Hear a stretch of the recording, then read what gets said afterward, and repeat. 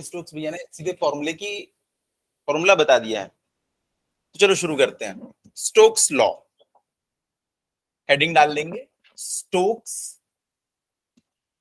Law. Stokes law,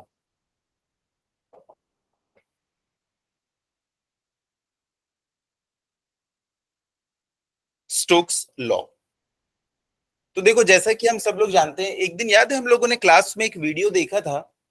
उसमें जो video था उसमें एक बॉल और एक फेदर, पंख जो था वो एक साथ ड्रॉप हो रहे थे। हाँ, दो अलग अलग कंडीशन में वो ड्रॉप हुए थे। एक बार ड्रॉप हुए थे जब उसमें हवा भरी हुई थी चैम्बर में, और एक बार वो ड्रॉप हुए थे जब उस चैम्बर में वैक्यूम था। दोनों में क्या डिफरेंस था? हाँ, जब एयर नहीं थी तब दोनों फेदर और बॉल एक साथ उन्होंने ग्राउंड को टच किया था। इसका मतलब जो एयर है वो कुछ ना कुछ रेजिस्टेंस लगा रही है किसी भी पार्टिकल के या किसी भी बॉडी के मोशन में। सिर्फ एयर नहीं, किसी भी फ्लूइड में। जैसे कि देखो, इस पेन को अगर मैं इस हवा में छोड़ूं तो ये बहुत जल्दी से नीचे पहुंच जाएगा, लेकिन अगर इसको पानी में छोड़ूं तो ये धीरे धीरे नीचे जाएगा। क्यों? क्योंकि इसके ऊपर ना एक ड्रैग फोर्स लग रहा होता है। ड्रैग फोर्स, जैसे देखना पतंग कटती है तो वो बहुत धीरे धीरे नीचे आती है। हवा का ना एक ड्रैग फोर्स। आप लोग जानते हो कि जब आपकी गाड़ी चलती है तो टायर और सड़क के बीच में एक फ्रिक्शनल फोर्स लगता है, जो कि उसके मोशन को रिटार्ड करने की कोशिश करता है। वैसे ही हवा में भी या किसी भी लिक्विड में क्या होता है, फ्रिक्शनल फोर्सेस लगते हैं जो बॉडी के मोशन को अपोज करते हैं। इसे हम लोग यहाँ पे क्या कहते हैं? विस्कस फोर्स कहते हैं, विस्कस फोर्स। जैसे कि देखो, फॉर एग्जाम्पल, यहाँ पे पूरा कोई लिक्विड भरा हुआ है, लिक्विड भरा हुआ है। उसके बाद हमारे पुलिस इंस्पेक्टर है मिस्टर विप्लव। उन्होंने देखा कि जो उनका दुश्मन है वो यहाँ पे पानी में है। पानी में, पानी में उन्होंने यहां से ही गन निकाली, ये है गन, और यहां से बुलेट फायर कर दी। अब ये बुलेट जो है वो बहुत दूरी पे खड़ा है। क्या लगता है, मर जाएगा वो? क्यों नहीं मरेगा? बुलेट है, बुलेट गन से चलाया है, फेंक के नहीं मारा है। हाँ, आप लोग सब जानते हैं, मूवीज में तो देखे ही हो। जब कोई भी क्रिमिनल पानी में कूद जाता है, गोली उसके बाजू से देखना धीरे धीरे जा रही होती है, स्लो मोशन में। जब ऊपर से पुलिस वाले फायर करते हैं तो उसकी स्पीड कम हो जाती है। ऐसा इसलिए होता है कि ये इस बॉडी के ऊपर में ना जो भी फ्लूइड होता है, अगर ये इधर मूव कर रही है तो अपोजिट डायरेक्शन में विस्कस फोर्सेस लगाता है जो उसकी स्पीड को कम कर देते हैं। तो स्टोक्स भैया ने क्या किया, आपकी प्रॉब्लम्स को सॉल्व कर दिया और उस फोर्स की वैल्यू बता दी है कि यार बस इसमें put the value get the answer. तो लिखेगा,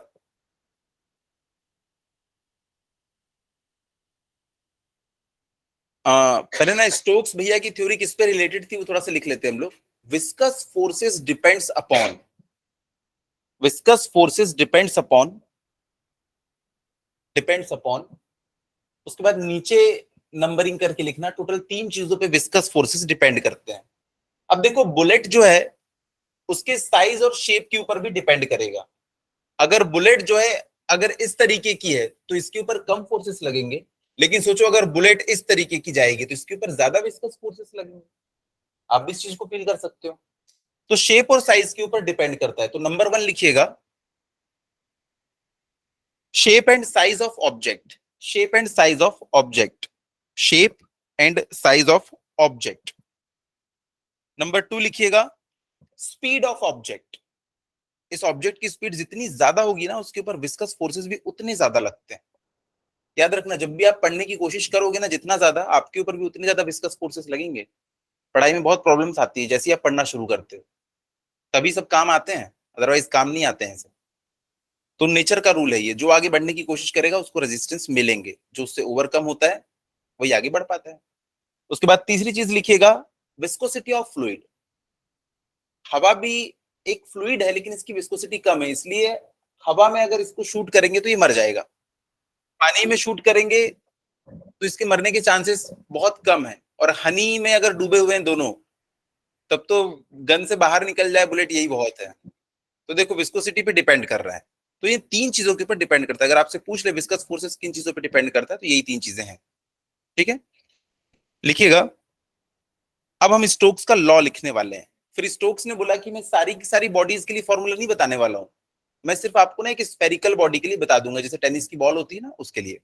लिखिएगा, When a body moves through a fluid, when a body when a body moves through a fluid, comma, then the fluid exerts then the fluid exerts viscous forces on the body viscous forces on the body to oppose its motion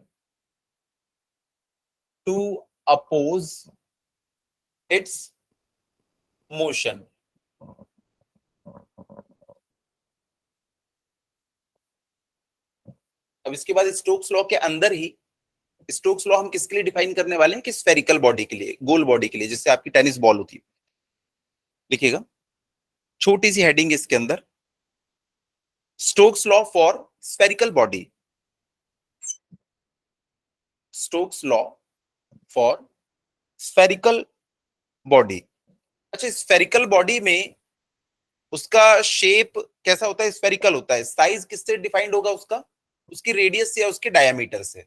तो जितना ज्यादा उसका diameter होगा उसके ऊपर drag forces भी उतने ज्यादा लगेंगे। आप सोचो, अगर विप्लो भैया पैराशूट से जंप कर रहे हैं, अब पैराशूट उन्होंने एकदम छोटा वाला लिया कि यार मेरे बैग में जगह नहीं है, मैं छोटा वाला पैराशूट लाता हूं, तो ड्रैग फोर्सेस भी उस पर कम लगेंगे। तो डायमीटर के ऊपर डिपेंड करता है। लिखिएगा, इसमें भी एक छोटी सी चीज लिख लो फिर, ये किन तीन चीजों पे डिपेंड करेगा इसमें विस्कस फोर्स? पहला तो डायमीटर पे डिपेंड करेगा, दूसरा स्पीड के ऊपर डिपेंड करेगा, और तीसरा विस्कोसिटी पे, जो हमने ऊपर तीन चीजें लिखी थी ना। ये पूछ सकता है कि स्फेरिकल बॉडी पे जो विस्कस फोर्स लगता है वो किन फैक्टर्स पे डिपेंड करेगा। तो सबसे पहली चीज उसका डायमीटर। लिखिएगा, viscous force depends on number 1 क्या लिखेंगे? डायमीटर के बदले ना रेडियस लिख लो, क्योंकि फॉर्मूले में स्टोक्स भैया ने रेडियस लिखी थी। तो डायमीटर रेडियस एक ही बात है, जिसको डायमीटर पता है उसको रेडियस पता है। तो नंबर 1 हमने लिखा रेडियस। दूसरा क्या लिखेंगे? Speed of object. और नंबर 3 लिखेंगे viscosity of fluid. Viscosity of fluid.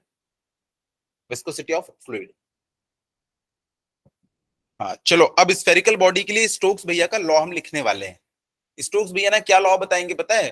कि अगर एक स्फेरिकल बॉडी है जिसकी रेडियस r है, अगर वो वेलोसिटी v से मूव कर रही है और ऐसे फ्लूइड में मूव कर रही है जिसकी विस्कोसिटी ईटा है, तो उसके ऊपर लगने वाले फोर्स की वैल्यू 6 पाई ईटा आरबी होती है।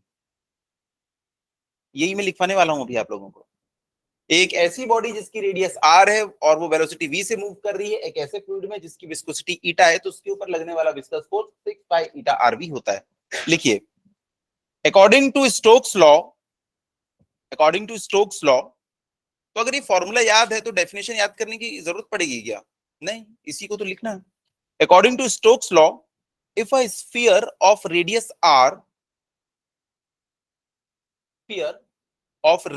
r small r moves with velocity v, capital V, moves with velocity v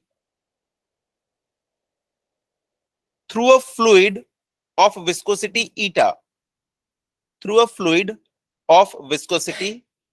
eta, then the viscous force opposing the motion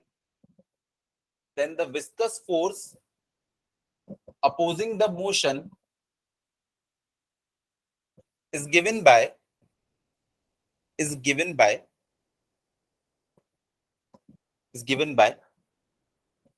opposing the motion is given by, formula लिखा है board पे, 6 pi ईटा RB. इसका कोई derivation नहीं है, empirical relationship है, ये practical से उन्होंने इसको ऑब्टेन किया था।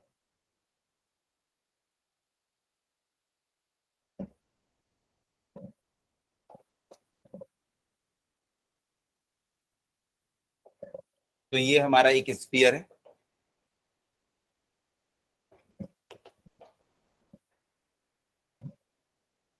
ये बढ़ रहा है इस डायरेक्शन में v वेलोसिटी के साथ, इसकी रेडियस है r और इस फ्लूइड की विस्कोसिटी है ईटा।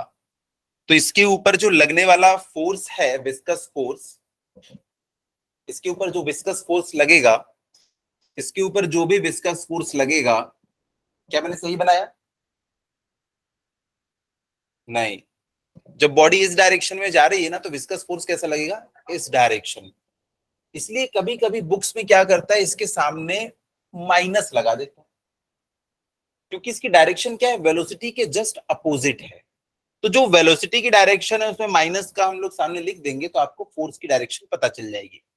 लेकिन जो बच्चे समझदार है, उनको माइनस माइनस की जरूरत नहीं, उनको पता है। आप लोगों ने बताया ना अभी कि सर आपने गलत डायरेक्शन बना दी है, इसकी डायरेक्शन क्या होगी? अपोजिट। तो हमें माइनस लिखने की वैसे कोई जरूरत नहीं। अगर बुक में माइनस देखो तो हैरान मत रह जाना, वहां माइनस क्यों लगा है? क्योंकि फोर्स की डायरेक्शन कैसी है? वेलोसिटी की जस्ट अपोजिट, इसलिए माइनस साइन लगा हुआ है। ठीक है, तो हम लोग यहाँ पे माइनस साइन नहीं लगाएंगे। यहाँ पे भी हम लोग इसकी डायरेक्शन को करेक्ट कर देते हैं। इस एफ वी की डायरेक्शन होगी किधर? इस तरफ, एफ वी। इसलिए माइनस साइन कुछ कुछ बुक्स में होता है, तो देख के हैरान नहीं होना, हमें बस मैग्नीट्यूड की वैल्यू पता होनी चाहिए। ठीक है, तो ठीक है, हो गया इतना। चलिए क्वेश्चन लिखिएगा। क्वेश्चन, क्वेश्चन को ना ऐसा लिखने की जरूरत नहीं है, डायग्राम से ही चलो लिख लो। Find acceleration, find acceleration of the body, find acceleration of the body.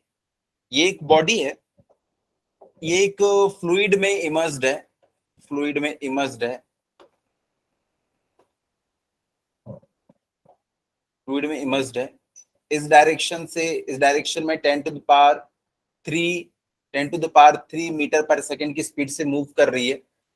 और जिस फ्लूइड में ये डूबी हुई है, उसकी जो विस्कोसिटी है वो 10 टू द पावर -3। यूनिट क्या होती है इसकी? विस्कोसिटी की यूनिट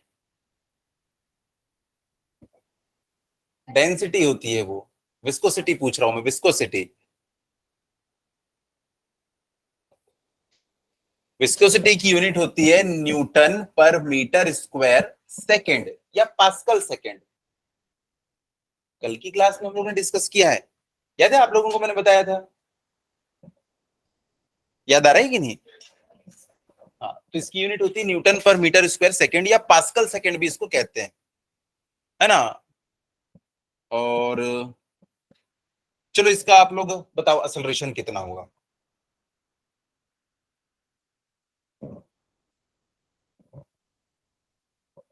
इसकी रेडियस नहीं दी है ना, इसकी जो रेडियस है वो है 0.5 मीटर, और इसका जो मास है वो है 6.28 किलोग्राम।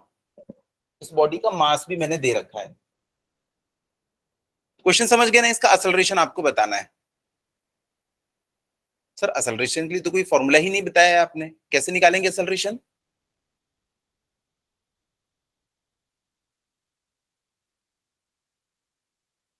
देखो, तीन चीजों का कॉम्बो होता है, फोर्स, असलरेशन और मास।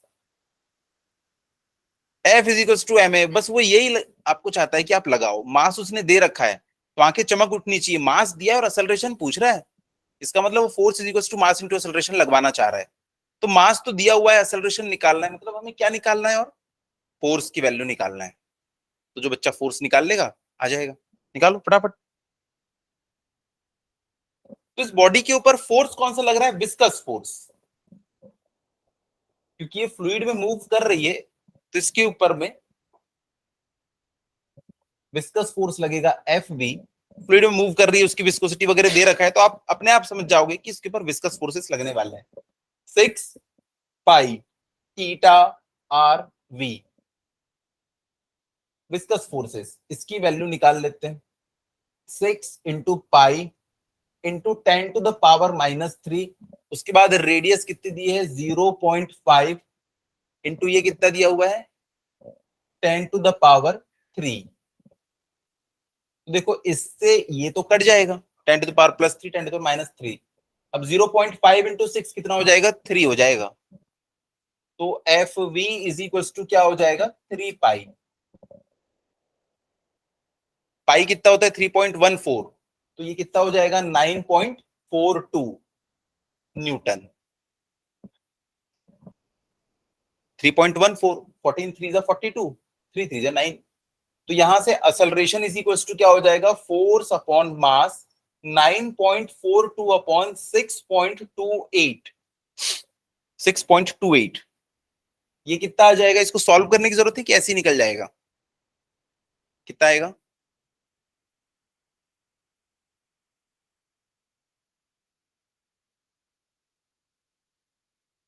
सिक्स पॉइंट टू एट, पता है ये 3.14 का डबल है और ये 3.14 का ट्रिपल है। चलो ये देखो 3 पाई निकाला था ना हमने, और ये नीचे ना 2 पाई है। 6.28 क्या होता है, 2 पाई होता है। 3.14 इंटू 2, आप लोग सॉल्व करके भी निकाल लोगे, लेकिन मैं दिखा रहा हूं कि ये ना कई जगहों पे ना 9.42 6.28 दिखे ना, तो समझ जाना क्या है, बार बार सॉल्व करके ये चीजें दिमाग में बैठ जाती हैं। अरे 9.42, अच्छा ये तो 3 पाई होता है। 6.28, अरे ये तो 2 पाई होता है, क्या बात है। तो 3 पाई अपॉन 2 पाई, पाई से पाई कट गया और क्या बचा, 1.5 मीटर पर सेकेंड स्क्वायर। तो अगली बार जब आप न्यूमेरिकल बनाओगे 6.28 9.42 कुछ दिखे तो समझ जाना, नहीं तो सॉल्व करके तो निकाल ही लोगे, कोई दिक्कत नहीं है। चलिए इसके बाद लिखिएगा, एक और क्वेश्चन लिखो जरा। A rain drop of radius 0.3 mm, a rain drop of radius 0.3 mm falls through air, falls through air, falls through air with terminal velocity of, terminal velocity of 1 metre per second. Sir अभी तो हमने terminal velocity पढ़ी नहीं है। अरे velocity तो पढ़ी है, अभी काम चलाओ उसी से। Terminal velocity of 1 metre per second, full stop. The viscosity of air is, the viscosity of air is 18 into 10 to the power minus 5 poise, 10 to the power minus 5 poise. Find the viscous force on drop, find viscous force on rain drop, find viscous force on rain drop. देखो नीले colour से बना रहा हूं, ये हमारी पानी की बूंद है, ये हवा में नीचे की तरफ गिर रही है, और जब ये हवा में नीचे की तरफ गिर रही है तब इसकी कुछ वेलोसिटी आपको दे रखा है, velocity is equal to something, यहाँ का आपको विस्कोसिटी दे रखा है, और यहाँ पे इसकी आपको रेडियस भी दे रखा है ना। तो विस्कस फोर्स निकालने के लिए हमको क्या चाहिए, हमें ईटा चाहिए, हमें आर चाहिए, हमें वी चाहिए। आ जाएगा विस्कस फोर्स, निकालो जरा फटाफट।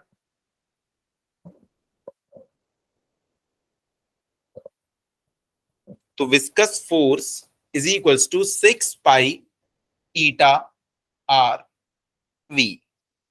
तो यहां से आ जाएगा 6 pi into 18 into 10 to the power minus 6 into 1 point equals to 0.1 newton per metre square second. मतलब उसमें एक डेसिमल बढ़ा दो। डेसिमल बढ़ाने का मतलब क्या होता है, 10 टू द पावर माइनस 5 को माइनस 6 कर दो। किसी को समझ में नहीं आया हो तो बताओ। देखो मान लो अगर 18 पॉइज लिखा है, इसको आप चाहते हो पास्कल सेकंड में कन्वर्ट करना, तो 18 को क्या करना पड़ेगा, 0.1 से मल्टीप्लाई करना पड़ेगा, तभी यूनिट चेंज होती है। और 0.1 को हम क्या लिख सकते हैं, 10 टू द पावर माइनस 1। पहले से 10 टू द पावर माइनस 5 लिखा हुआ था, 10 टू द पावर माइनस 1 से और मैंने मल्टीप्लाई किया सो दैट यूनिट चेंज हो जाए, तो मैंने direct 10 to the power minus 6 लिख लिया। ठीक है, यहां पे लिख देता हूं 18 into 10 to the power minus 5 into 10 to the power minus 1 pascal second. 10 to the power minus 1 से मल्टीप्लाई किया तो ये बन गया 18 into 10 to the power minus 6 pascal second. Pascal होता है Newton per metre square second. उसके बाद रेन ड्रॉप की आपको वो दिया है रेडियस, तो 0.3 into 10 to the power minus 3 into velocity 1 metre per second. Thank you, 1 metre दिया है। जब भी कोई चीज वन दिया रहता है बहुत सुकून मिलता है। तो इसको सॉल्व कर लेंगे बच्चे और इसका आंसर निकाल लेंगे। तो आपने जो क्वेश्चन लिखा था उसमें आखिरी में लिखा था ना, find the viscous force on rain drop, उसमें एक छोटा सा वर्ड और जोड़ दो, इन डाइन। न्यूटन में नहीं निकालना है, अब डाइन में निकालना है। तो अगर क्वेश्चन में डाइन में निकालने मिलेगा तो कैसे करेंगे? तो इसको सॉल्व कर लो, बस मल्टीप्लाई वगैरह करना है इसमें। तो मल्टीप्लाई वगैरह ये सब करने के बाद इसमें जो आंसर आएगा ना वो मैं बता देता हूँ, 1.018 इंटू 10⁻⁻2 न्यूटन, इतना आंसर आ रहा है इसमें। मल्टीप्लाई वगैरह सब कर लोगे, बहुत इजी है।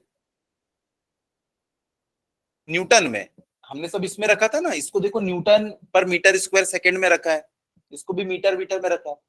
मेन इसकी बात करो, विस्कोसिटी आपने किस में रखा था? पास्कल सेकंड में। पास्कल क्या होता है? Newton per metre square. तो आंसर किस में आएगा? न्यूटन में आएगा ना। तो आंसर न्यूटन में आया, इसको डाइन में बताओ तो कितना आएगा?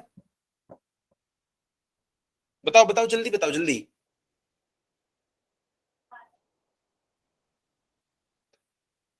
इंटू 10⁻।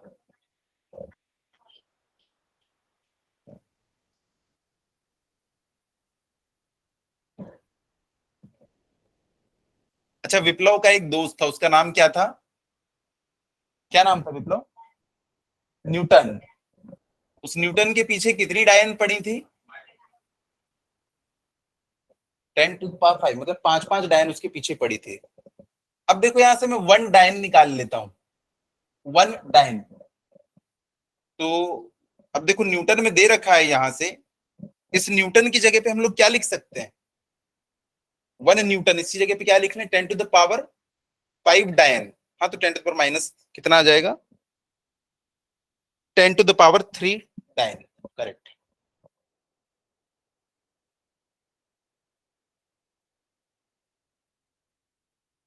एक मिनट, मैंने जो आंसर बताया ना, ये यहाँ पे 10⁻7 है,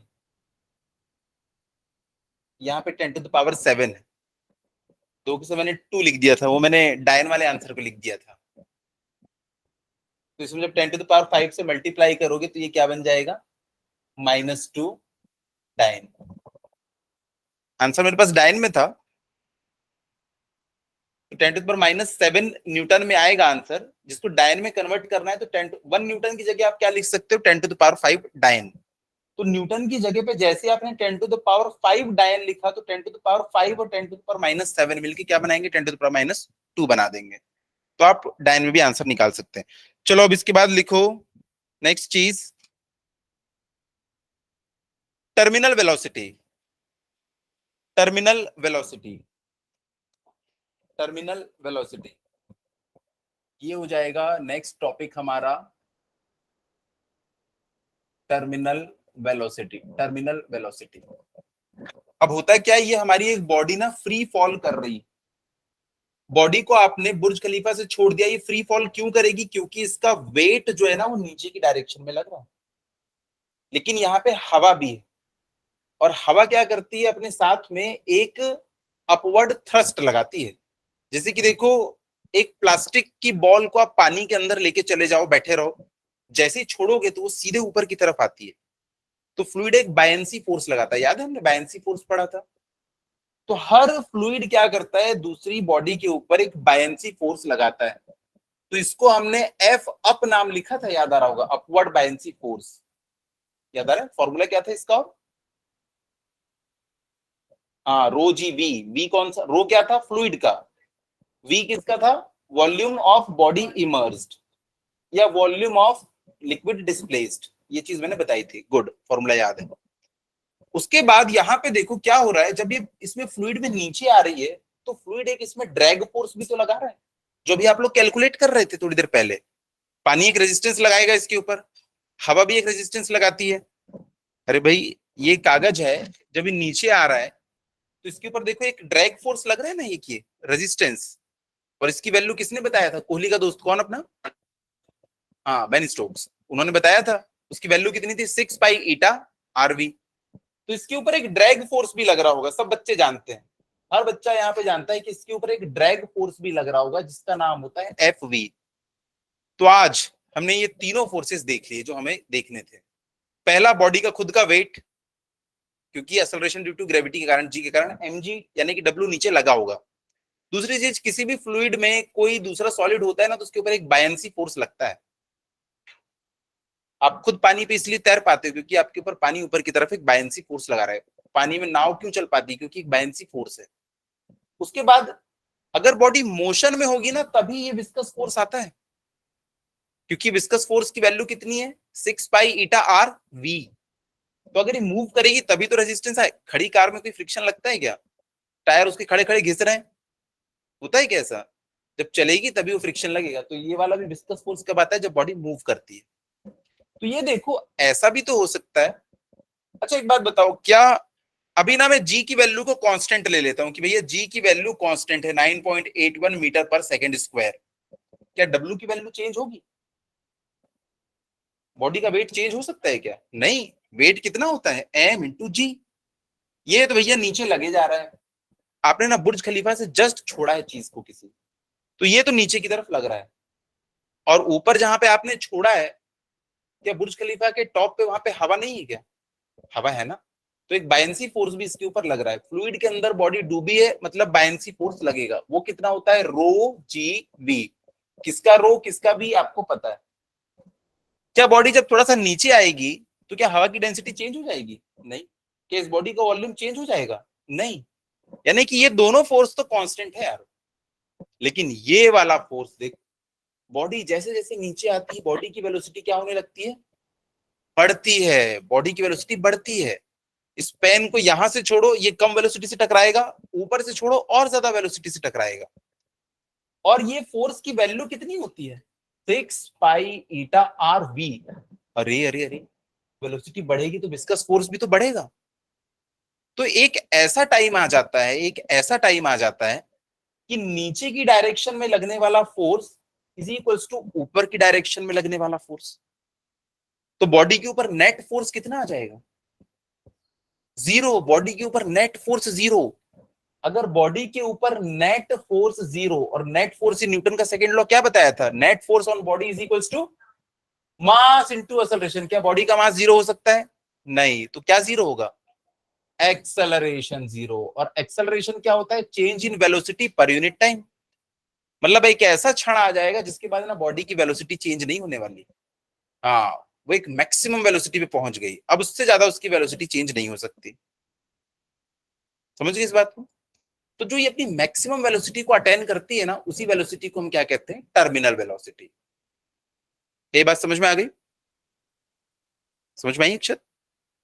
चलिए लिखिएगा, टर्मिनल वेलोसिटी, इसको हम रिप्रेजेंट करते हैं किससे? v छोटा t, vt, टर्मिनल वेलोसिटी। लिखिएगा, as the body falls through a medium, as the body falls through a medium, comma, as the body falls through a medium, its velocity goes on increasing due to gravity, due to gravity।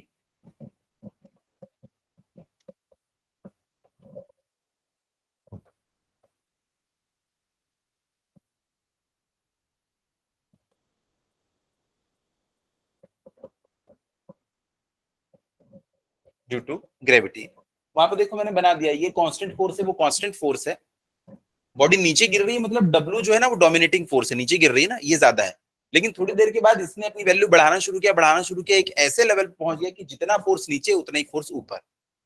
तो अब ये equilibrium condition में आ जाएगी, इसकी अब condition change नहीं होगी। ठीक है, चलिए, due to gravity, full stop. Therefore the opposing viscous force, therefore the opposing viscous force which acts upwards, also increases। मैंने ऐसा लिखवाया है कि जैसे जैसे बॉडी नीचे आती है ना, उसकी वेलोसिटी बढ़ती है, तो as a result viscous force की वैल्यू भी क्या होने लगेगी? बढ़ने लगेगी। फुल स्टॉप करके लिखना। अ stage reaches when the weight of body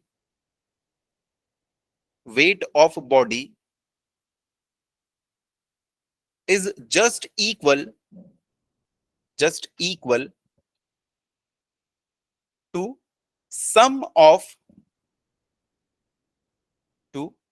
sum of sum of the upward thrust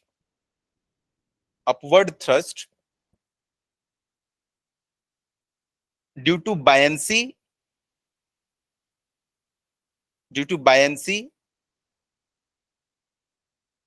and the upward viscous force buoyancy and the upward viscous force। तो एक ऐसी स्टेज आ जाएगी जब W जो है ना दोनों अपवर्ड फोर्सेस के बराबर हो जाएगा। Full stop. At this stage there is no net force at this stage there is no net force to accelerate the body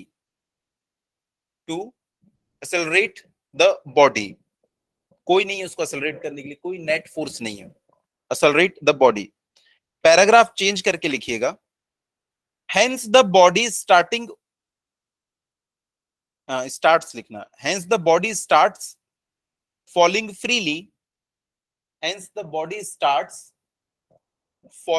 freely with a constant velocity which is called terminal velocity अच्छा, body का मास ज्यादा होगा तो terminal velocity ज्यादा होगी या कम? Terminal velocity कम होगी। अगर बॉडी का हमने मास बढ़ा दिया तो बॉडी के मास पे डिपेंड ही नहीं करती।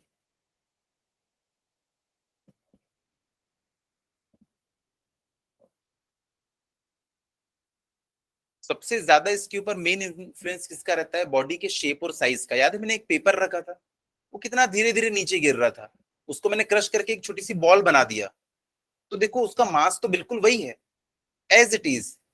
मास आपने बिल्कुल चेंज नहीं किया, लेकिन अब वो ज्यादा स्पीड पे नीचे जाएगी। अब उसको एकदम क्या करो और चिकना बना दो, उसकी सरफेस अगर एकदम स्मूथ कर दो आप बाय एनी मींस, तो उसके ऊपर एयर का रेजिस्टेंस और कम लगेगा, उसकी वेलोसिटी और बढ़ जाएगी। तो मास अभी भी वही है, मास का इन्फ्लुएंस है लेकिन बहुत कम है एज कंपेयर टू शेप और साइज। उसका शेप सबसे इंपॉर्टेंट चीज, शेप। ठीक है, लिखिएगा नेक्स्ट लाइन में। तो ये वाला डायग्राम बना लो आप लोग, इतना कुछ रफ लिखने की जरूरत नहीं है, मैंने आपको समझाने के लिए लिखाया था। इसके बाद आप ये लिखेंगे, बॉडी के ऊपर जो बायन्स फोर्स लग रहे हैं, बायन्स फोर्स प्लस जो इसके ऊपर विस्कस फोर्स लग रहे हैं, वो किसके इक्वल हो जा रहे हैं? W के इक्वल हो जा रहे हैं। अब यहाँ पे एक इंपॉर्टेंट चीज, ये जिस फ्लूइड में डूबी हुई है उसकी जो डेंसिटी है, फ्लूइड की जो डेंसिटी है, डेंसिटी ऑफ फ्लूइड, उसको मैं कंसीडर करूंगा रो। और डेंसिटी ऑफ ऑब्जेक्ट इसको हम कंसीडर करेंगे रो के सिंबल से। दो अलग अलग बॉडी है, दोनों की अलग अलग डेंसिटी है। जो लिक्विड है उसकी डेंसिटी को हम बोलेंगे रो, और जो सॉलिड है उसकी डेंसिटी हम कहेंगे क्या? सिग्मा। इसे सिग्मा कहते हैं। तो किसी भी बॉडी का मास आप कैसे निकाल सकते हैं? Volume multiplied by density. याद आ रहा है? हाँ। तो देखो बॉडी के ऊपर अपवर्ड फोर्स कितना लगता है? रो जी वी, जिसमें रो किसका रहता है? फ्लूइड का। G V of the volume immersed. तो जब ये स्फीयर अंदर में इमर्स्ड है, तो जितना वॉल्यूम इसने घेरा होगा उतना ही तो फ्लूइड डिस्प्लेस हुआ होगा। तो देखो उसका वॉल्यूम कितना होगा? अगर उसकी रेडियस r है तो 4/3 पाई आर क्यूब, ये उसका क्या हो जाएगा, वॉल्यूम, ये उसका वॉल्यूम हो जाएगा। रो जी वी लिखना है ना हमको, रो जी वी, और डेंसिटी कितनी है इसकी, rho G V, rho G V, rho G into उसका वॉल्यूम, इतना उसके ऊपर बायनेंसी फोर्स लगेगा।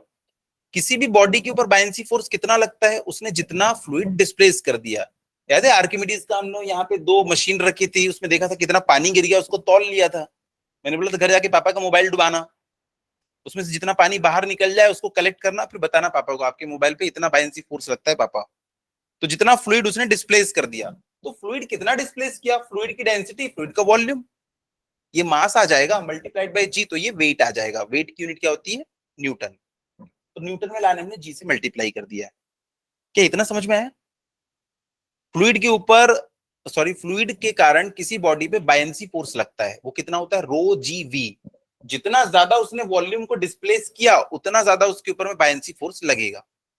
खुद का जितना वॉल्यूम है उतना ही तो वॉल्यूम डिस्प्लेस कर पाएगा, उससे ज्यादा थोड़ी ना डिस्प्लेस करेगा।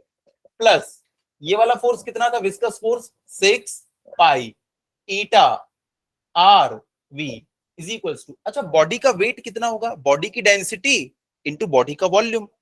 बॉडी की डेंसिटी कितनी है, सिग्मा, तो मैं यहां पे लिखूंगा सिग्मा, जिसे रो जी वी लिखते थे ना, तो सिग्मा जी, और वी कितना है इसका, 4/3 पाई आर क्यूब। इस गोले ने कितना पानी डिस्प्लेस किया, तो भाई पानी की डेंसिटी लिखोगे ना उसके वॉल्यूम के साथ।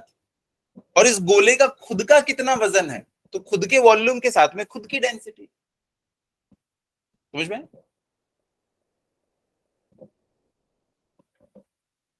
यहां से हमें निकालना है टर्मिनल वेलोसिटी की वैल्यू, तो इस v की वैल्यू हम निकालना चाहते हैं। कैसे निकालें, ये वाले टर्म को उस साइड लेके जाएं, ये वाले टर्म को हम लोग उस साइड लेके जाएंगे, और जो फाइनल हमारे पास कंक्लूजन बचेगा वो हमको लिखना है। फाइनल कंक्लूजन आता है आपके पास में, vt is equals to, direct लिखो इसको, direct 2/9 are square sigma minus rho upon eta into जी।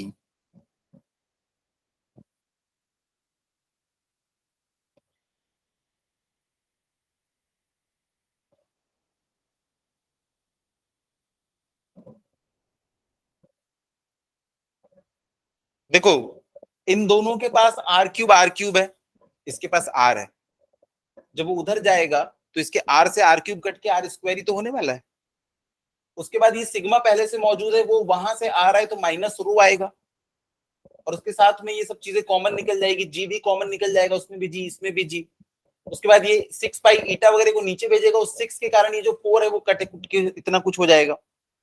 तो फाइनली आपके पास ये आंसर आ जाएगा, आप एक लाइन में आ जाएगा अगर आप लोग चाहो तो, लेकिन इसकी हमको डेरिवेशन नहीं करनी है। तो ये वीटी कितना आ जाएगा, 2/9, करके बताना है क्या इसको।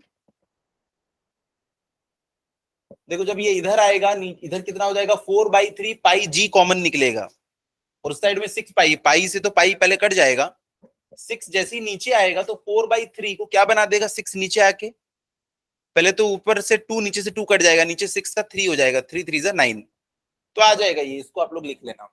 तो Vt is equal to 2/9 are square sigma minus rho upon eta into g. Main चीज, पहले किसकी डेंसिटी लिखोगे, भारी चीज की, यानी कि बॉडी की, बॉडी अंदर डूब रही नीचे जा रही है ना, तो ज्यादा वाली डेंसिटी इधर, फिर ये फ्लूइड की डेंसिटी इंटू जी। चलो क्वेश्चन लिखो। हाँ यहाँ पे एक ग्राफ पूछा है, एक बार ग्राफ पूछा है कि असलरेशन कैसा होगा इसमें, असलरेशन के लिए असलरेशन को ग्राफ में दिखाओ। तो ये ग्राफ कुछ ऐसा बनता है, जैसे जैसे टाइम बढ़ेगा बॉडी की वेलोसिटी बढ़ती रहती है। आपने जैसे फॉल किया बॉडी की वेलोसिटी बढ़ेगी, मतलब उसका एक्सेलरेशन बढ़ रहा है, लेकिन एक टाइम के बाद क्या होता है, उसकी वेलोसिटी कांस्टेंट हो जाती है। और अगर वेलोसिटी कांस्टेंट हो गई तो उसका ये जो एक्सेलरेशन है, देखो एक्सेलरेशन कैसा हो जाएगा, कांस्टेंट, सॉरी जीरो। एक्सेलरेशन क्या होता है, इसके ऊपर slope.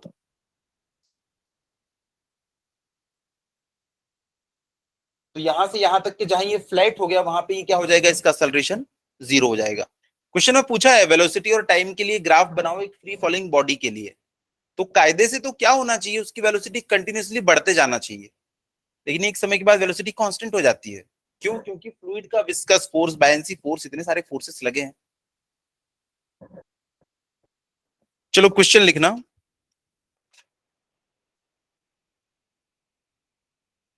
An iron ball of radius 0.3 centimetre, an iron ball of radius 0.3 centimetre, 0.3 centimetre falls through a column of oil, falls through a column of oil।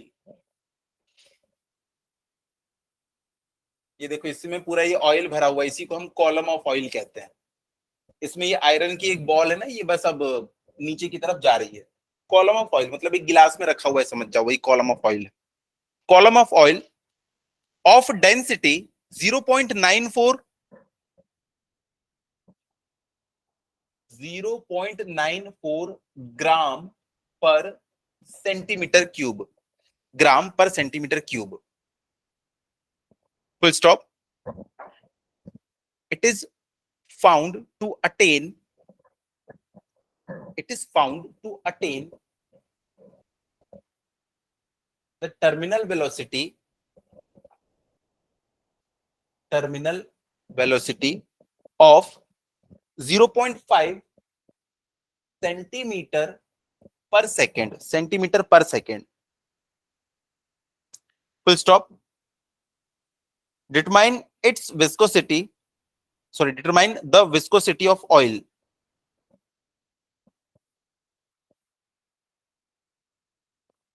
full stop। Determine the viscosity of oil, full stop। Given that density of iron is 7.8 ग्राम पर centimetre cube. तो इस बार आपको terminal velocity दे रखा है और आपसे viscosity पूछ रहा है। तो ये वाले फॉर्मूले में देखो, जो अभी अभी आप लोगों ने डिराइव किया है, टर्मिनल वेलोसिटी और विस्कोसिटी के बीच में एक रिलेशन है। तो आपको टर्मिनल वेलोसिटी दे रखी है, बॉल की रेडियस दे रखी है और दोनों की डेंसिटी दे रखी है। जी की वैल्यू आपको पता होनी चाहिए, तो आप ईटा निकाल सकते हैं। चलो इसमें ईटा को निकालिए, पर ये बताओ, ये जो दोनों चीज दी है, इसमें से मैं रो किसको बोलूं और सिग्मा किसको बोलूं?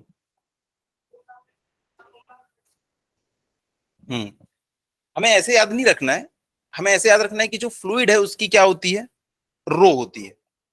हाँ, तो फ्लूइड जो है उसके लिए रो होती है। जो आप बोले वो भी सही है, वो डूबेगा तभी जब इसकी डेंसिटी कम होगी लिक्विड की, तभी तो टर्मिनल वेलोसिटी वगैरह आएगी। और इसको हम क्या बोलेंगे, सिग्मा। पर हम हमेशा याद रखेंगे फ्लूइड की रो और बॉडी की सिग्मा।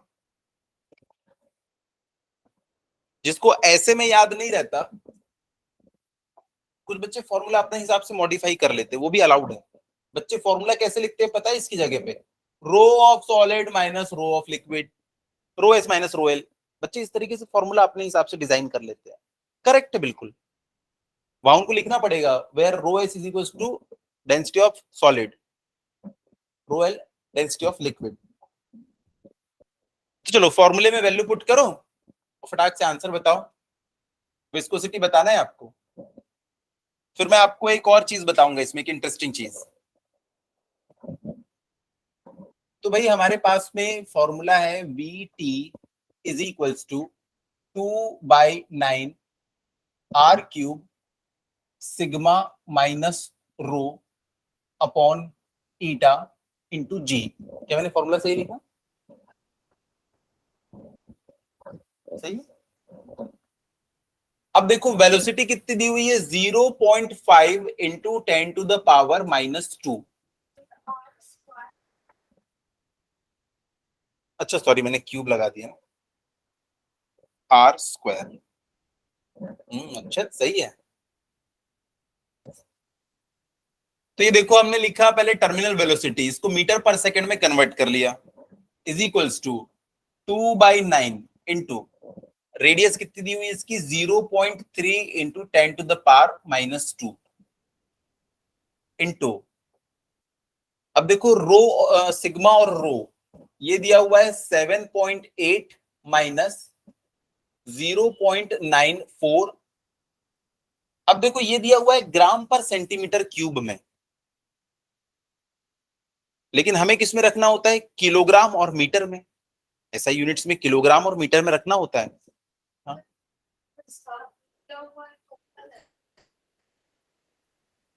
क्या दिया हुआ है?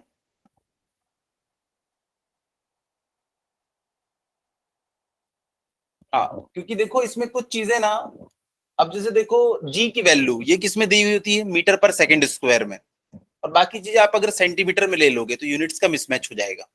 मैं इसको दोनों तरीके से भी करके बताऊंगा। पहले मैं इसको कैसे करके दिखा रहा हूँ, जिस मेथड से हम लोग हमेशा करते हैं। मैंने बोला ना अभी इसमें एक इंटरेस्टिंग मेथड और बताऊंगा, जिसमें हम लोग क्या करेंगे, सब कुछ सेंटीमीटर में ही रख के देखेंगे। आंसर हमारा ना डाइन में आ जाएगा। अभी आंसर किस में आता है? हाँ, तो अभी आंसर जो है ना ये, सॉरी, इसमें पॉइज में आ जाएगा। विस्कोसिटी की यूनिट क्या होती है, पॉइज होती है। एक तो कौन सी देखी थी हमने, पास्कल सेकंड। जब मीटर वीटर रखोगे ना, न्यूटन और मीटर, तब किस में आ जाएगी वो, पास्कल सेकंड में। और जब आप ग्राम सेंटीमीटर रखोगे तो किस में आ जाएगी, पॉइज में। और पॉइज को तो बड़े आराम से हम लोग कन्वर्ट कर सकते हैं। तो यहाँ पे देखो, इसको मुझे कन्वर्ट करना है किलोग्राम पर मीटर क्यूब में। ग्राम को कितने किलोग्राम लिख सकता हूं मैं, 10⁻³ भाई, 1 ग्राम में कितने किलोग्राम होते हैं, 10⁻³ और नीचे है सेंटीमीटर क्यूब, 1 सेंटीमीटर में कितने मीटर, 10⁻², और क्यूब लगाना है तो 10 क्या हो जाएगा, -6। 10⁻⁻6, समझ गए ना। ग्राम को हम क्या लिख सकते हैं, 10⁻³ और इसको क्या लिख सकते हैं, सेंटीमीटर को मीटर, तो 10⁻² मीटर, तो क्यूब लगाए इसलिए 10⁻6। क्या हम यहाँ रुक जाएंगे, नहीं, अभी हमको ईटा भी लिखना है और जी भी लिखना है। तो भाई जी लिखना है हमको, जी की वैल्यू कितनी होती है, 9.8। 10 मान लें क्या, यहाँ 10 मान लेते हैं। तो यही सामने में लिख देता हूं मैं, यहाँ पे जी लिख दिया, चलो समझ जाना। अब इसको सॉल्व करेंगे तो नीचे में जो ईटा है वो हमारा कैलकुलेट हो जाएगा। चलो ये 10⁻² से 10⁻² तो पहले ही कट कर देते हैं क्या, हाँ सॉरी, इसका स्क्वायर। तो यहां से 0.5, इसको सॉल्व करते हैं चलो। 0.5 इंटू 10⁻² इज इक्वल्स टू, इसको मैं लिख लेता हूं क्या, 20/9, जी की वैल्यू 10, इंटू 0.09 इंटू 10⁻⁻4 इंटू, इसको सॉल्व कर लेना, इंटू 10⁻3, क्योंकि नीचे 10⁻6 से ऊपर जाके क्या बन जाएगा, 10⁻3। 7.8 में से 0.94 गए, अगर 1 जाता तो 6.8 बचता, 0.6 और जाएगा तो क्या बच जाएगा, 6.2 अपॉन ईटा। तो इसको जब आप लोग सॉल्व करोगे, मैं डायरेक्ट आंसर बता देता हूं अभी, तो हमारा आंसर कितना आने वाला है, 26.89। आंसर आएगा हमारा 26.89 Newton per metre square second, जिसको हम लोग क्या कहते हैं, पास्कल सेकेंड कहते हैं। अब इसका दूसरा तरीका देखो, दूसरे तरीके में हम लोग क्या करेंगे, ग्राम सेंटीमीटर इन सब का इस्तेमाल करेंगे। तो अगर उसमें हम लोग वैल्यूज पुट कर दिए, ग्राम सेंटीमीटर ये सब चीज में, तो हमारी विस्कोसिटी किस में आ जाती है, पॉइज में आ जाती है। तो ये भी आप लोग याद रख सकते हो कि किसी क्वेश्चन में अगर सब कुछ वैसे ही दे रखा है ग्राम और सेंटीमीटर में, तो इतना ज्यादा कन्वर्ट करने की जरूरत नहीं है। देखो, इस साइड वेलोसिटी आपको ये लेना है 0.5 सेंटीमीटर में, इस साइड 2/9, 0. क्या था, 3 का square into 7.8 minus 9.4 divided by eta into G की वैल्यू कितनी लेंगे, वो मीटर पर सेकेंड स्क्वायर। हाँ, 10⁻³ मतलब 1000 ले लेंगे। जनरली हम लोग 980 लेंगे, अभी 9.8 होता है ना, तो 980 लेके चल रहे हैं, ठीक है। अगर 1000 लिख दूंगा तो बाद में बच्चे पूछेंगे सर ये 1000 कैसे आया था, जी की वैल्यू 10 थी ना मीटर पर सेकेंड स्क्वायर, उसको हमने कन्वर्ट किया तो वो 1000 बन गई थी, लेकिन 1000 लिखने पे समझ में नहीं आता है। तो यहां से समझ में आ जाएगा, अच्छा ये जी की वैल्यू को सेंटीमीटर पर सेकंड में रखा है, इसलिए मैंने इसको 9.8 की जगह, मतलब सॉरी 1000 की जगह पे 980 रखा है, समझ गए। इसको सॉल्व करना इसके कंपैरिजन में थोड़ा सा इजी है। लेकिन आपने इसमें ग्राम और सेंटीमीटर में रखा है ना, तो आपको आंसर किस में मिलेगा पता है? पॉइज में। तो ईटा की वैल्यू आ जाएगी, कितनी आएगी बताओ देख के। ऊपर पास्कल सेकंड में पता है, तो नीचे पॉइज में तो बता सकते हो।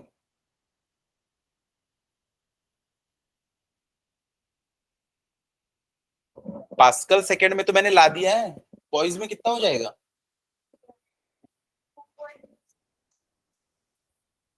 वो तो हम पॉइज को पास्कल में कन्वर्ट करने 0.1 से मल्टीप्लाई करते हैं। अगर पास्कल से पॉइज में लाना है तो 0.1 से डिवाइड करो या 10 से मल्टीप्लाई कर दो, बात एक ही है। तो ये कितना हो जाएगा? 268.9।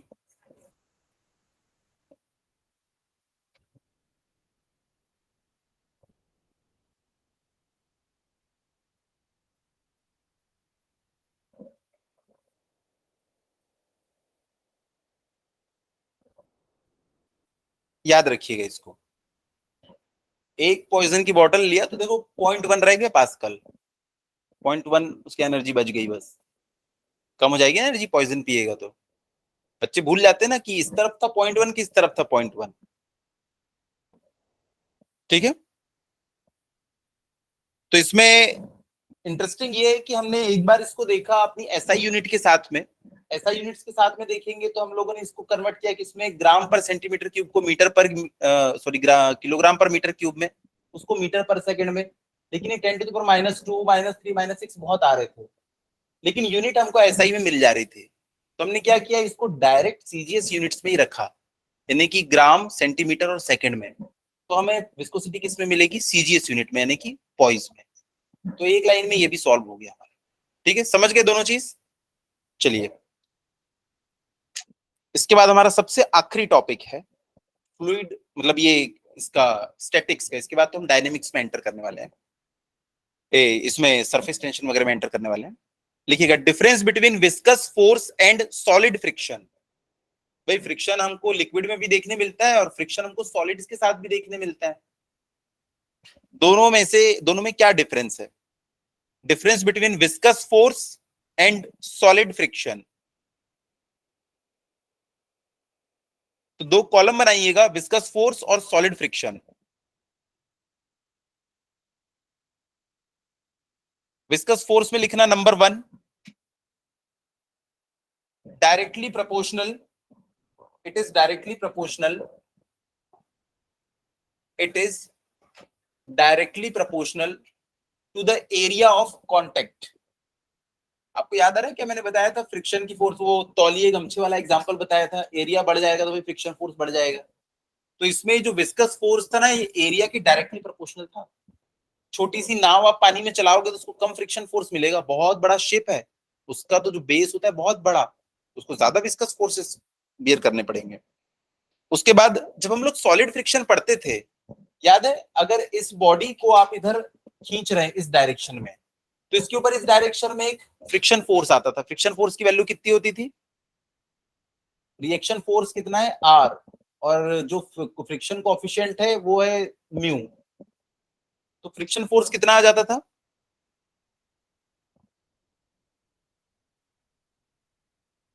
आर इंटू म्यू, जिसको हम म्यू आर भी कहते हैं। तो फ्रिक्शन फोर्स कितना होता है? Mu r. वहां पे कौन डिपेंड, किस पे डिपेंड कर रहा था? रिएक्शन फोर्स के ऊपर। तो सॉलिड फ्रिक्शन में एरिया कम हो चाहे ज्यादा हो कोई फर्क नहीं पड़ता, फ्रिक्शन किसके ऊपर डिपेंड करता है? रिएक्शन फोर्स के ऊपर। तो उसमें पहला वाला लिखिएगा, सर हो गई क्लास? नहीं सर, 10 मिनट बाकी है। 10 मिनट, ओके। हाँ sir. shear force is independent of area of, क्या shear force बोल दिया क्या? solid friction, solid friction, solid friction is independent of area of, area of surfaces in contact। हमने पढ़ा है कि फ्रिक्शन फोर्स कितना लगता था? Mu into r, mu into reaction force. और वहां पे हम लोगों ने कल ही फॉर्मूला देखा था तौलिए वाले एग्जांपल से, एरिया बढ़ेगा तो फ्रिक्शन फोर्स की वैल्यू बढ़ जाएगी। उसके बाद इसमें लिखिएगा, उसके बाद इसमें आगे और क्या था, इस F is also proportional to, याद आ रहा है, डीवी अपॉन डीएक्स वेलोसिटी के ऊपर भी डायरेक्टली डिपेंड करता है, तो ये वेलोसिटी पे भी डिपेंड कर रहा है, लेकिन वहां पे हमारी गाड़ी कितनी स्पीड में चल रही है वो हम नहीं देखते थे। गाड़ी पे इतना फ्रिक्शन लग रहा है तो लग रहा है, वहां पे स्पीड पे डिपेंड नहीं करता। हालांकि वहां पे भी स्पीड डिपेंडेंट फ्रिक्शन होते हैं, एक स्टैटिक फ्रिक्शन होता है और एक काइनेटिक। गाड़ी रुकी है तो स्टैटिक फ्रिक्शन लगेगा, और अगर चल रही है तो काइनेटिक फ्रिक्शन। फिर वेलोसिटी कम हो चाहे ज्यादा हो कोई फर्क नहीं पड़ता, फ्रिक्शन थ्रू आउट कांस्टेंट। लेकिन यार यहाँ तो फ्रिक्शन विस्कस फोर्स की वैल्यू बढ़ रही है। इवन अभी आपने थोड़ी देर पहले और देखा था, स्टोक्स भैया ने जो बताया था 6 pi eta r v velocity पे डिपेंड करता है विस्कस फोर्स। तो लिखिएगा, it is directly proportional to relative velocity between, it is directly proportional, it is directly proportional to the relative velocity between two liquid layers। और हमारा सीधा साधा solid friction लिख देना, independent of relative velocity, independent of relative velocity between solid surfaces, solid surfaces। लेकिन तीसरी चीज लिखेंगे हम लोग, ये ना नॉर्मल रिएक्शन के ऊपर डिपेंड करता है, और वहां पे हमने कोई नॉर्मल रिएक्शन देखी ही नहीं थी। देखो एरिया देखा था और डीवी बाई डी एक्स देखा था, तो हम लोग तीसरा पॉइंट ये लिखेंगे कि वो जो है ना नॉर्मल रिएक्शन के ऊपर डिपेंड नहीं करता है, लेकिन ये नॉर्मल रिएक्शन के ऊपर डिपेंड करता है, डायरेक्टली प्रोपोर्शनल होता है। लिखिएगा विस्कस फोर्स में, it is independent of normal reaction, it is independent of normal reaction between fluid layers.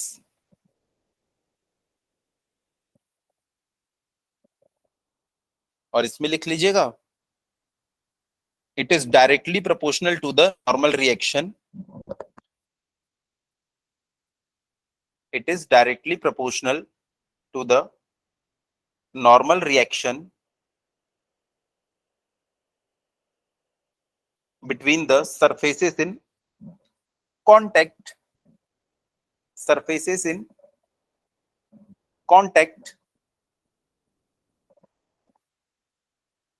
है ना। तो तीन डिफरेंस काफी हैं।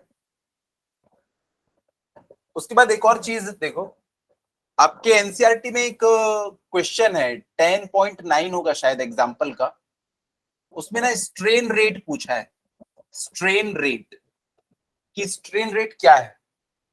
देखो स्ट्रेन रेट क्या होता है, हम लोगों ने एक फॉर्मूला पढ़ा था कि ये जो विस्कस फोर्स होता है, फ्रिक्शन फोर्स होता है फ्लूइड का, it is equal to eta a dv by dx. इसी को देखो मैं थोड़ा सा मॉडिफाई कर लेता हूं कि ये जो फ्रिक्शन फोर्स है इट इज इक्वल टू ए, छोटी सी वेलोसिटी नहीं, मैं पूरी वेलोसिटी ले लेता हूं, तो दो फ्लूइड लेयर के बीच की पूरी लेंथ आ जाएगी। देखो होता क्या है, ये फ्लूइड की एक लेयर, ये फ्लूइड की दूसरी लेयर, ये तीसरी लेयर, ये चौथी लेयर, ये पांचवी लेयर, ये छठवीं लेयर, नीचे ये सॉलिड है हमारा। तो मैं क्या लेता हूं, डीवी बाई डीएक्स का मतलब क्या होता है, यहां से यहां तक की जो लेंथ है ना ये पूरी एल है, इसकी जो वेलोसिटी होती है ना वो v होती है, और इसकी जो वेलोसिटी होती है वो 0 होती है, इससे थोड़ी ज्यादा वेलोसिटी इसकी होती है। तो वेलोसिटी में थोड़ा सा चेंज आया तो मैं लिखूंगा क्या, dv बाई dx, जहां पे dv क्या होगा, इन दोनों के वेलोसिटी का डिफरेंस, और dx क्या होगा, इन दोनों की हाइट का डिफरेंस। अगर मैं पहली लेयर और आखिरी लेयर के बीच में ये लिखना चाहूं तो दोनों में वेलोसिटी का डिफरेंस कितना है, उसकी वेलोसिटी v है, नीचे वाली की 0 है, तो वेलोसिटी का डिफरेंस कितना है v, और दोनों की हाइट का डिफरेंस कितना है l। तो हम इसको कैसा लिखते हैं, v अपॉन l। अगर टोटल के लिए लेना है, इन दोनों के लिए लेना है, तो आप क्या लिखोगे, dv बाई dx, दोनों की वेलोसिटी का डिफरेंस और दोनों की हाइट का डिफरेंस। लेकिन टोटल के लिए क्या लेंगे, टोटल वेलोसिटी अपॉन टोटल लेंगे। अब इस फॉर्मूले में देखो थोड़ा सा मॉडिफिकेशन करते हैं, ईटा को यहां लेके आता हूं, है ना, सॉरी ए वी एल को इस साइड लेके आता हूं, तो ईटा इज इक्वल्स टू क्या बन जाएगा, फोर्स अपॉन एरिया। देखो force upon area divided by v upon L, पहले एरिया को नीचे लेके आया, उसके बाद V बाई एल को भी नीचे लेके आ गया, तो क्या मिला, eta is equal to force upon area. ये क्या होता है, स्ट्रेस। जो भी स्ट्रेस होगी हमें नहीं पता, लेकिन ये कुछ तो स्ट्रेस है। और नीचे में देखो, ये आपको थोड़ा थोड़ा वैसा नहीं दिख रहा है कि modulus of elasticity is equal to stress upon strain type का। तो नीचे में देखो, ये जो कंपोनेंट बचा है ना, इसी को हम लोग क्या बोलते हैं, स्ट्रेन रेट कहते हैं, स्ट्रेन रेट। तो ये ऊपर में हमको स्ट्रेस टाइप का दिख रहा है, और नीचे में जो दिख रहा है ना, इसी को हम क्या कहते हैं, स्ट्रेन रेट। तो अगर आपसे किसी क्वेश्चन में पूछे कि स्ट्रेन रेट निकालो, तो आप क्या निकालेंगे, V बाई एल निकालेंगे। क्लियर है? तो थोड़ा थोड़ा हमको ना उसी फॉर्मूले के जैसे दिखाई है, यंग्स मॉडुलस ऑफ इलास्टिसिटी जैसे हम लोग पढ़े थे, E is equal to sigma upon epsilon, longitudinal stress upon longitudinal strain. यहाँ पे भी नीचे में देखो स्ट्रेन टाइप का ही होगा कुछ, उसी को हमने क्या नाम दे दिया, स्ट्रेन रेट। इतना क्लियर है? ये स्ट्रेन रेट हो जाता है इस। अच्छा, कोई बच्चा पूछ रहा था पिछले चैप्टर के इंपॉर्टेंट क्वेश्चंस बताने के लिए, मैं ग्रुप में बता नहीं पाया, मैं सोचा कि यही बता दूंगा। 9th चैप्टर के मैंने बता दिए है ना, कोई बच्चे नहीं नोट कर पाए हैं तो मैं एक बार फिर से बता देता हूँ। आपने नोट कर लिया ना?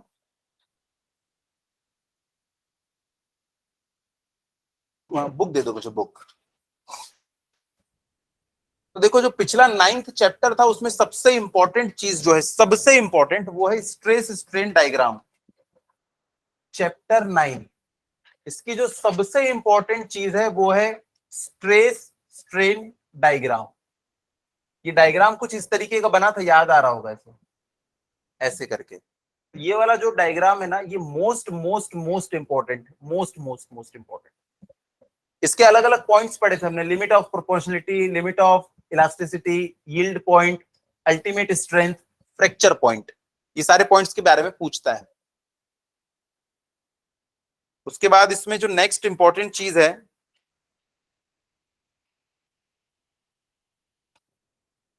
वो है यंग्स मॉडुलस। यंग्स मॉडुलस, ये इसके पहले ये भी लिख सकते हो, हुक्स लॉ, इसी से आता है ना वो, हुक्स लॉ। उसके बाद है यंग्स मॉडुलस, यंग्स मॉड्यूलस। उसके बाद चौथी चीज आ जाती है बल्क मॉड्यूलस, बल्क मॉड्यूलस। उसके बाद देखो पांचवी और छठवीं चीज जो मैं लिखा रहा हूं, शियर मॉड्यूलस, शियर मॉड्यूलस। और छठवीं चीज क्या थी इसमें, पॉइजन रेशियो। ये दो चीजें जिसके स्कूल में पढ़ाया होगा वही पढ़ना, क्योंकि ये ना ये सिलेबस से हट चुके हैं, पर किसी किसी स्कूल में पढ़ाए हैं।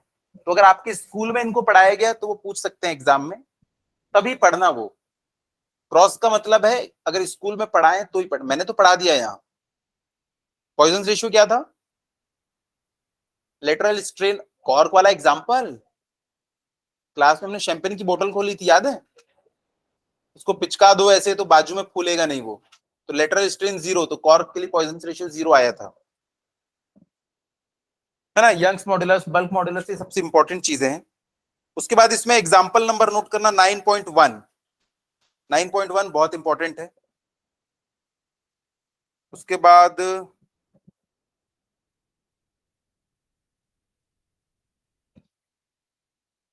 9.2 को आप लोग छोड़ सकते हो, उसकी जरूरत नहीं है।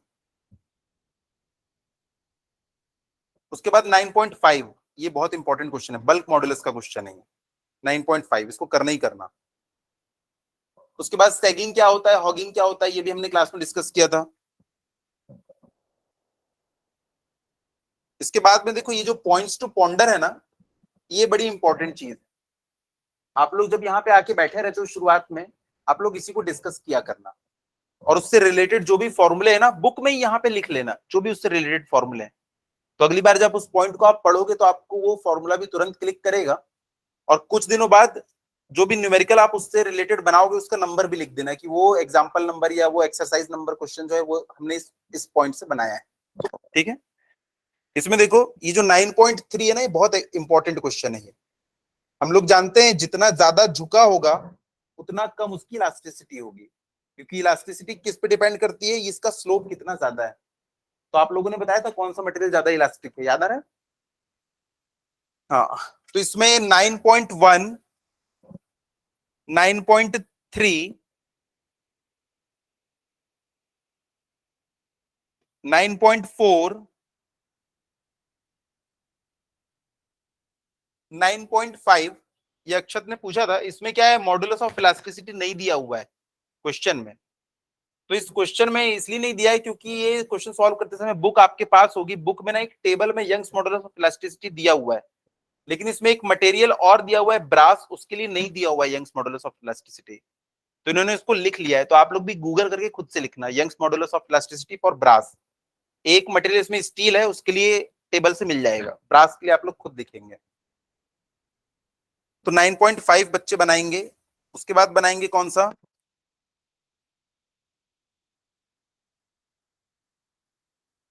9.8, उसके बाद 9.13, उसके बाद 9.16, 9.18 मैंने क्लास में बनवा दिया है, इसका एक बार रिवीजन कर लेना, ये एग्जाम में शायद ना पूछे ये, लेकिन इसको रिवाइज जरूर कर लेना, ठीक है।